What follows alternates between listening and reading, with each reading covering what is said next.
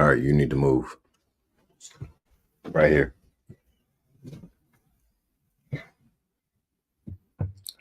Get off of that cover. You can sit on the bed if you want to. Wherever you're going to sit at, you need to be still. So, are you going to lay down? You going to... I'll just sit. Don't be moving around. What's there? Are you about to lay down? Are you about to lay down? No. Lay down. Move the pillow. There you go.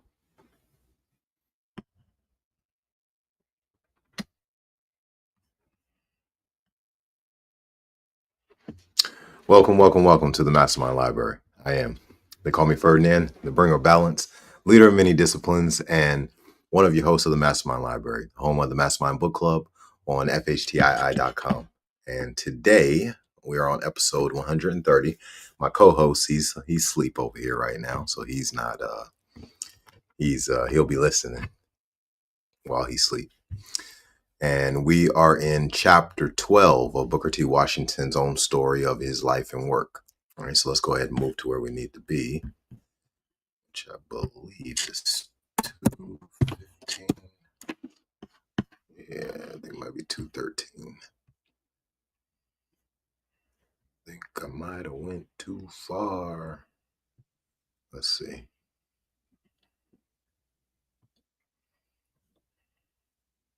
Yeah, I think I went too far.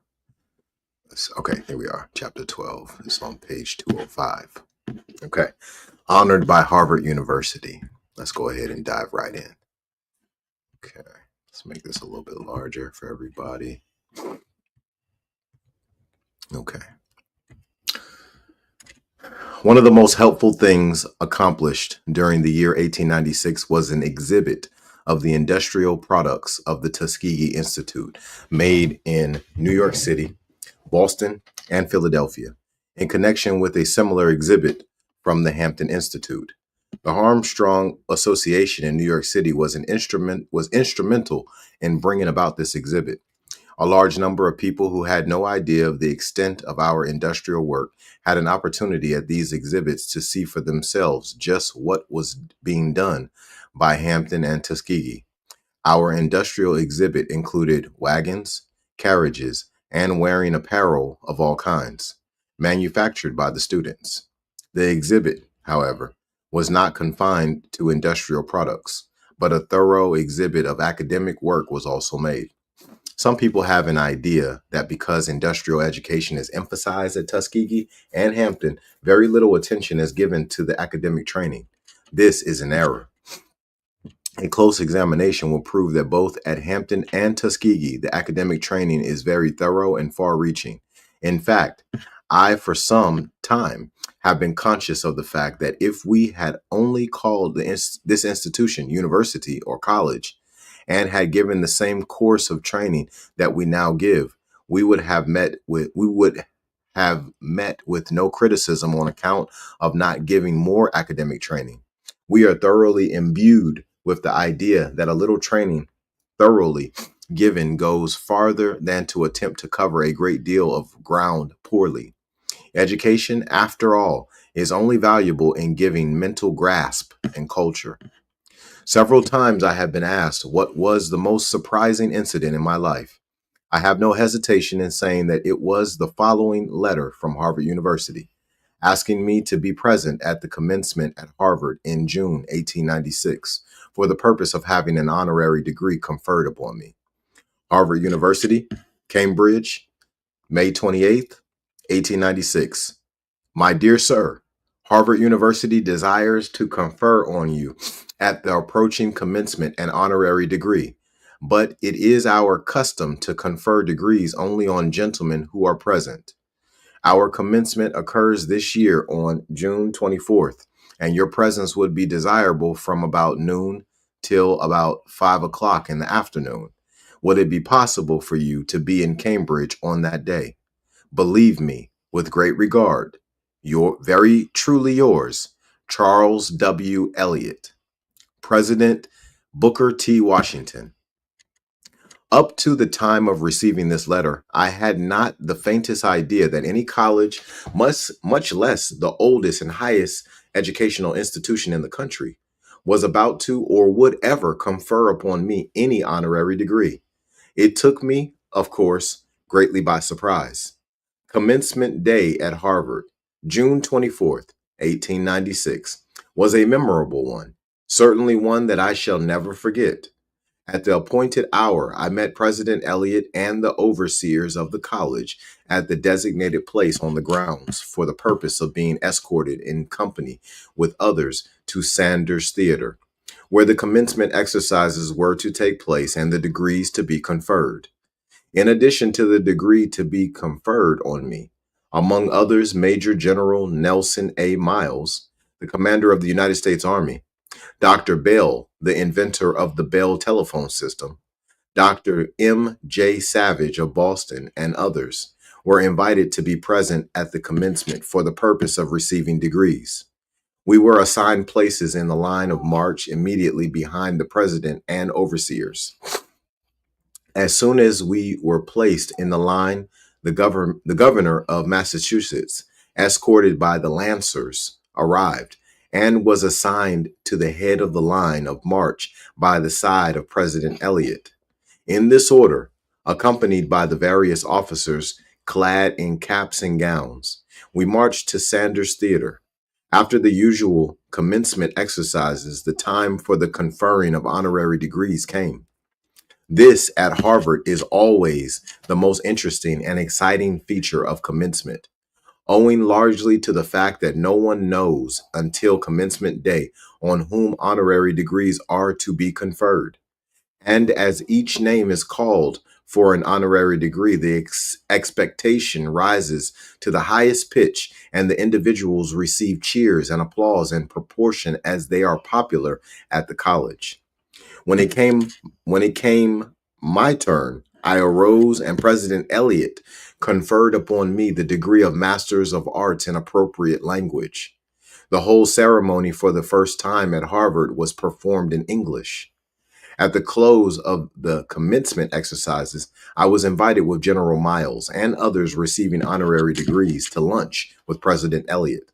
After the lunch at the residence of the president, we were formed into line again and were escorted under the guidance of the marshal of the day, who in this case happened to be Bishop Lawrence of Massachusetts, through the grounds, in which at different points we were met and cheered by the students, each individual who had received an honorary degree receiving the Harvard Yale.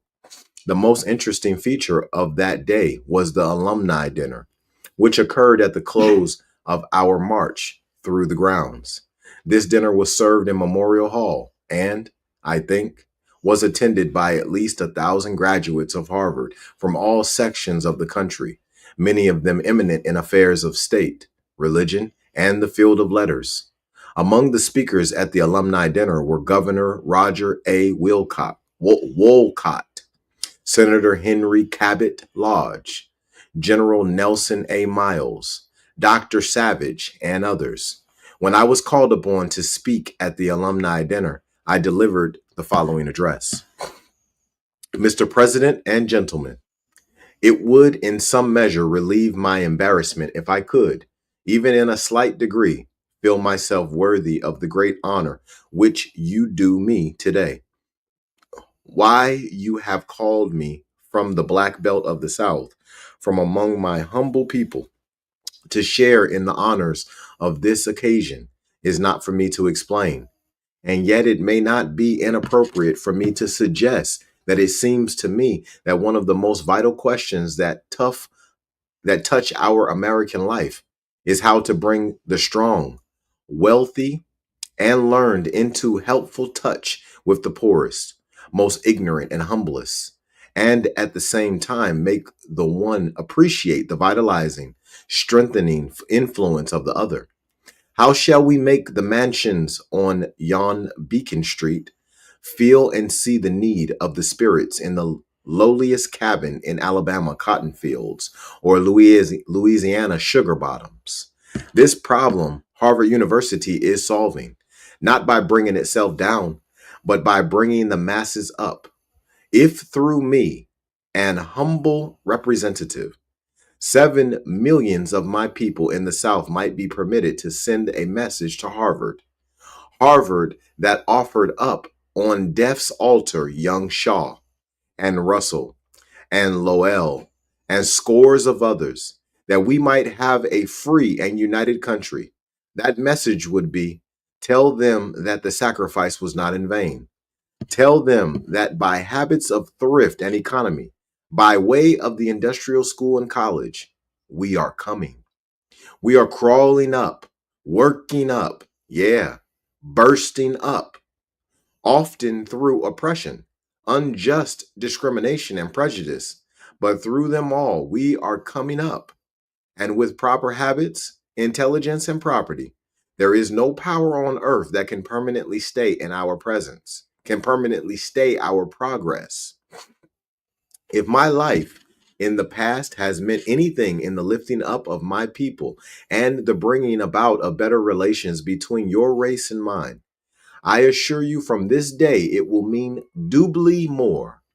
In the economy of God, there is but one standard by which an individual can succeed. There is but one for a race. This country demands that every race shall measure itself by the American standard. By it, a race must rise or fall, succeed or fail. And in the last analysis, mere sentiment counts for little. During the next half century and more, my race must continue passing through the severe American crucible. We are to be tested in our patience, our forbearance, our perseverance, our power to endure wrong, to withstand temptations, to economize, to acquire and use skill, and our ability to compete, to succeed in commerce, to disregard the superficial for the real, the appearance for the substance, to be great and yet small, learned and yet simple, high and yet the servant of all. This, this is the passport to all that is best in the life of our republic, and the Negro must possess it or be debarred. While we are thus being tested, I beg of you to remember that whenever our life touches yours, we help or hinder. Wherever your life touches ours, you make us stronger or weaker. No member of your race in any part of our country can harm the meanest member of mine without the proudest and bluest blood in Massachusetts being degraded. When Mississippi commits crime, New England commits crime, and in so much lowers the standard of your civilization. There is no escape. Man drags man down, or man lifts man up. In working out our destiny, while the main burden and center of activity must be with us, we shall need, in a large measure in the years that are to come, as we have in the past, the help, the encouragement, the guidance that the strong can give the weak. Thus helped, we of both races in the South soon shall throw off the shackles of racial and sectional prejudice and rise, as Harvard University has risen, and as we all should rise, above the clouds of ignorance, narrowness, and selfishness, into that atmosphere, that pure sunshine, where it will be our highest ambition to serve man, our brother, regardless of race or prejudice or previous condition. As this was the first time that an honorary degree had ever been conferred upon a Negro by any university in New England. Of course, it occasioned a great deal of newspaper comment throughout the country. I think I shall not speak further of the occurrence, but will insert a few newspaper clippings that will tell the story perhaps better than I feel like doing. Better than I feel like doing it. Mr. Thos J. Calloway, who was present on this occasion, wrote as follows to the colored American. First in the history of America, a leading American university confers an honorary degree upon a colored man. Harvard has been always to the front in ideas of liberty, freedom, and equality.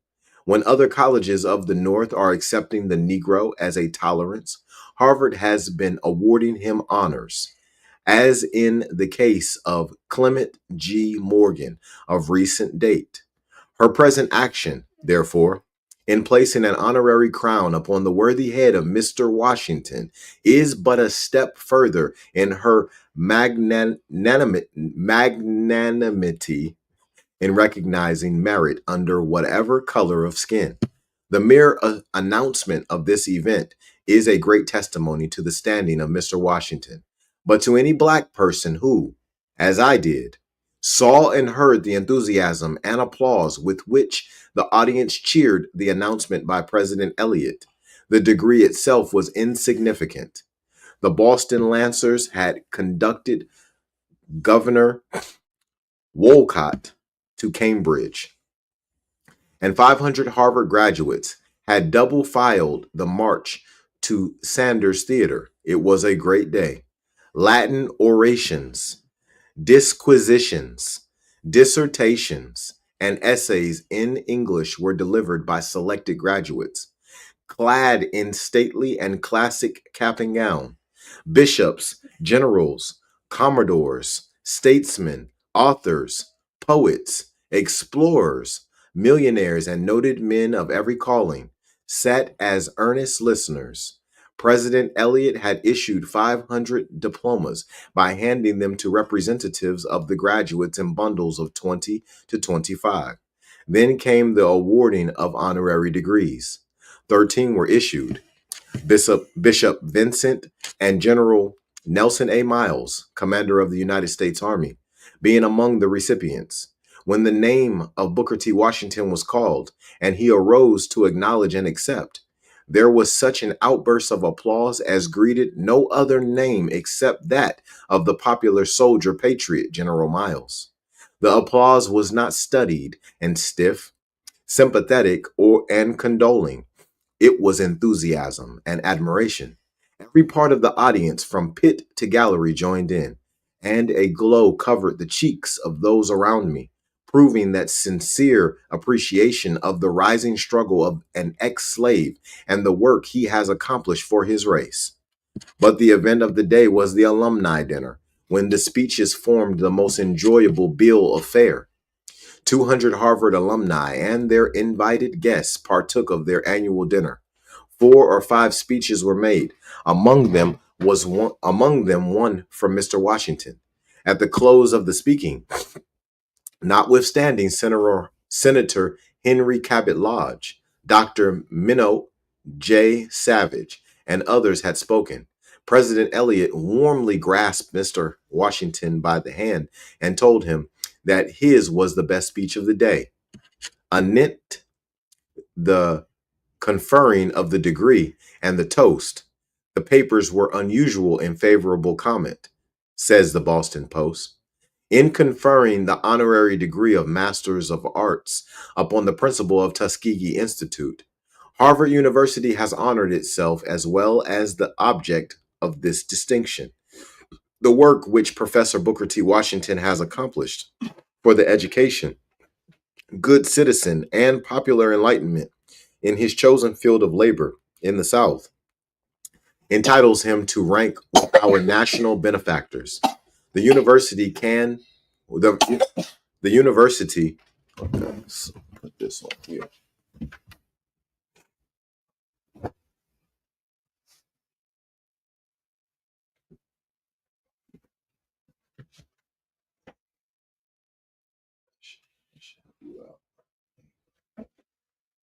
All right. In conferring the honorary degree of Masters of Arts upon the principal of Tuskegee Institute, Harvard University has honored itself as well as the object of this distinction. The work which Professor Booker T. Washington has accomplished for the education, good citizenship, and popular enlightenment in his chosen field of labor in the South entitles him to rank with our national benefactors. The university which can claim him on its list of sons, whether in regular course or honoris causa, may be proud. It has been mentioned that Mr. Washington is the first of his race to receive an honorary degree from a New England university. This in itself is a distinction, but the degree was not conferred because Mr. Washington is a colored man or because he was born in slavery, but because he has shown by his work for the elevation of the people of the Black Belt of the South, a genius and a broad humanity which count for greatness in any man, whether his skin be white or black.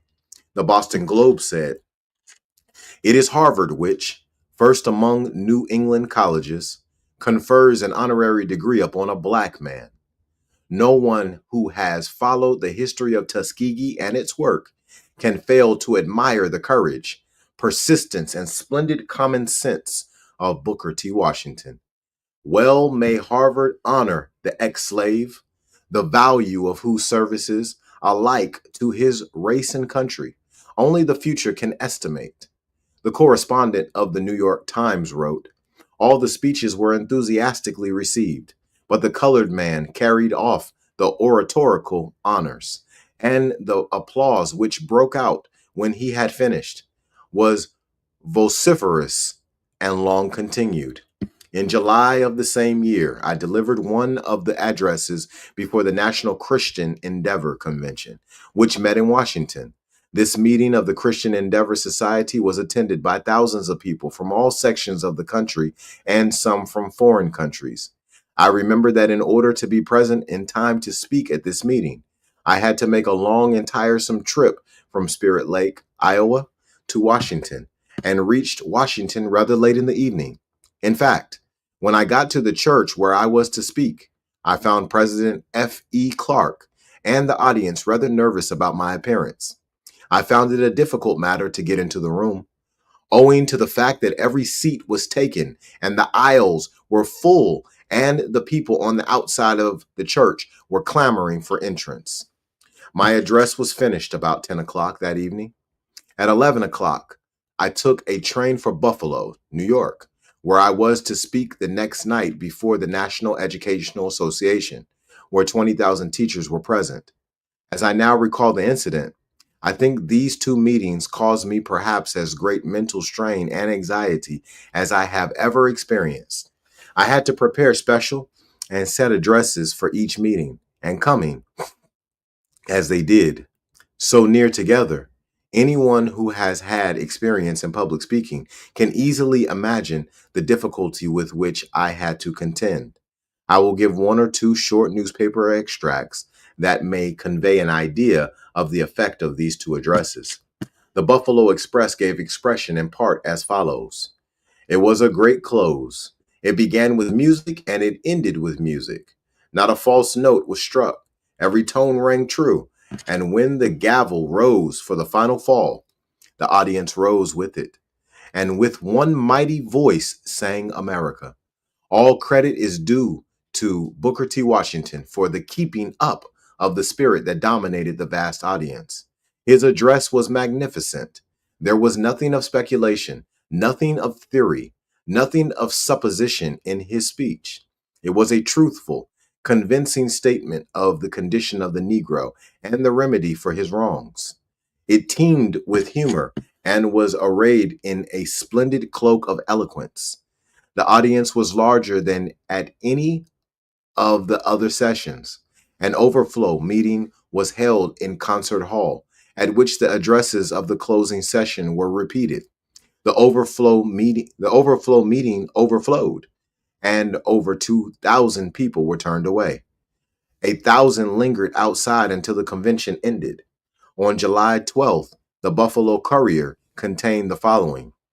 Booker T. Washington, the foremost educator among the colored people of the world, was a very busy man from the time he arrived in the city the other night from the West and registered at the Iroquois. He had hardly removed the stains of travel when it was time to partake of supper. Then he held a public levee in the parlors of the Iroquois until 8 o'clock. During that time, he was greeted by over 200 eminent teachers and educators from all parts of the United States. Shortly after 8 o'clock, he was driven in a carriage to Music Hall, and in 1 hour and a half,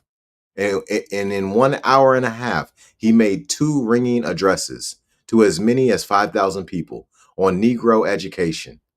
Then Mr. Washington was taken in charge by a delegation of colored citizens, headed by the Reverend Mr. Watkins, and hustled off to a small, informal reception arranged in honor of the visitor by the people of his race, both in Washington at the Christian Endeavor meeting and in Buffalo at the National Educational Association meeting. I was surprised as well as gratified at the large number of Southern gentlemen and ladies belonging to the white race who pressed forward to shake my hand at the close of these addresses. I have rarely spoken anywhere in the North that a number of Southern white people did not come forward and most earnestly thank me for my position and words. A Southern man writing to the Charleston News and Courier concerning my address at Buffalo expressed himself as follows. Notwithstanding the fact that the gentlemen speaking were of great ability, the audience showed signs of impatience. They wanted Mr. Washington, and no one else would do. At last he came. He is quiet looking, a little nervous but determined. His face indicates that he has above all qualities patience and self-control. His address to the second audience was very much the same as that delivered before the first. He was a little freer, told several amusing instances, and from the start carried the crowd as no one else has done during this meeting. It has been my privilege to be invited to address the national gathering of both the Christian Endeavor Society and the National Educational Association at almost every session that these organizations have held. And I have been very glad to accept the invitation as often as I could find time to do so. Would you like to sit in that chair? You good where you at? The following September, I delivered the opening address before the Brooklyn Institute of Arts and Sciences in Brooklyn, New York. And in October of the same year, while in Durham, North Carolina, for the purpose of speaking at the Agricultural and Mechanical Fair held at that place by the colored people, I was invited by the president of Trinity College, located in Durham, to deliver an address before the students of that college. This was the first time that I had ever received an invitation to address a white college in the South. I accepted the invitation and was treated with every possible courtesy, both by the officers and students and of the college. Both by the officers and students of the college. After my address, as I was preparing to leave the grounds in company with a number of colored friends who had been kind enough to call with me, the students assembled in the front yard and gave me their usual college yell in a hearty manner. I have often wondered if there is a white institution in this country whose students would have welcomed the incoming of more than 100 companions of another race in the cordial way that the black students at Hampton welcomed the red ones. How often have I wanted to say to white students that they lift themselves up in proportion as they help to lift others, and that the more unfortunate the race and the lower in the scale of civilization, the more does one raise oneself by giving the assistance. This reminds me of a conversation which I once had with the Honorable Frederick Douglass. At one time, Mr. Douglass was traveling in the state of Pennsylvania and was forced, on account of his color, to ride in the baggage car, in spite of the fact that he had paid the same fare as the other passengers. When some of the white passengers went to the baggage car to console Mr. Douglass, and one of them said to him, "I am sorry, Mr. Douglass, that you have been degraded in this manner." Mr. Douglass straightened himself up on the box upon which he was sitting and replied, "They cannot degrade Frederick Douglass. The soul that is within me, no man can degrade. I am not the one that is being degraded on account of this treatment, but those who are inflicting it upon me. My experience has been that the time to test a true gentleman is to observe him when he is in contact with individuals of a race that is less fortunate than his own. This is illustrated in no better way than by observing the conduct of the old school type of Southern gentleman when he is in contact with his former slaves or their descendants. An example of what I mean is shown in a story told of George Washington, who, meeting a colored man in the road once, who politely lifted his hat, lifted his own in return. Some of his white friends who saw the incident criticized Washington for his action. In reply to their criticism, George Washington said, "Do you suppose that I am going to permit a poor, ignorant colored man to be more polite than I am?" And that concludes the chapter. On our next episode, we'll be jumping into chapter 13, Urge for a Cabinet Position. Thank y'all very much for being here. This is some powerful material. Absolutely love this book.